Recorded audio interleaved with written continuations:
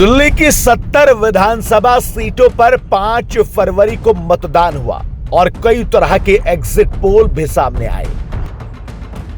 किसी ने आम आदमी पार्टी तो किसी ने बीजेपी की सरकार बनते हुए दिखाया। लेकिन हैरानी की बात तो सामने तब आई जब कांग्रेस के संदीप दीक्षित ने कहा कि आम आदमी पार्टी को एग्जिट पोल में कमजोर आंका जा रहा है। यह बयान इसलिए चर्चा में आ गया क्योंकि संदीप दीक्षित पहली बात तो कांग्रेस के नेता हैं, दूसरा शीला दीक्षित के बेटे हैं। वही शीला दीक्षित जिन्होंने 15 साल दिल्ली की सत्ता पर राज किया था। अब संदीप दीक्षित के बयान के कई मायने निकाले जा रहे हैं। पहले जरा यह समझ लीजिए कि आखिर संदीप दीक्षित ने ऐसा क्या कहा। दरअसल उन्होंने कहा कि एग्जिट पोल की माने तो बीजेपी की सरकार बन रही है, लेकिन मेरा मानना है कि मेरी ये फीलिंग है कि एग्जिट पोल आपको ज्यादा कमजोर आंक रहे हैं। मुझे नहीं लगता कि आम आदमी पार्टी का प्रदर्शन इतना खराब होगा। दरअसल ये बात संदीप दीक्षित ने मेट्राइज के सर्वे के मुताबिक दी गई सीटों को लेकर कहा, जिसमें आपको 32 से 37 सीटें मिलती हुई दिखाया गया और बीजेपी को 35 से 40 सीटों के साथ सरकार बनाते हुए दिखाया गया।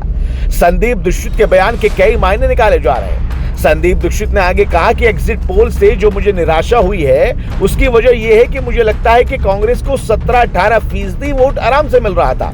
क्या हम वो वोट नहीं ले पाए या लेने में कमजोरी रह गई, ये हमें देखना है। लेकिन आम आदमी पार्टी को कमजोर आंकने वाले बयान को लेकर संदीप दीक्षित इस वक्त चर्चा में आ गए हैं।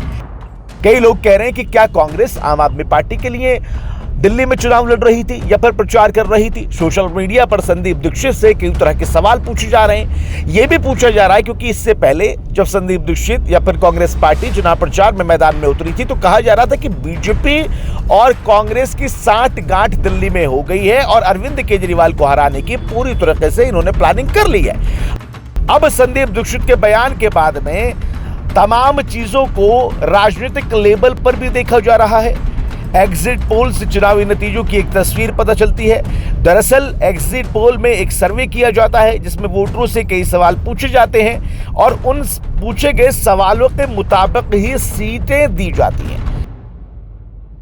एग्जिट पोल तो कई तरह के अलग अलग हैं, लेकिन ज्यादातर ने बीजेपी की सरकार बनते हुए दिखाया।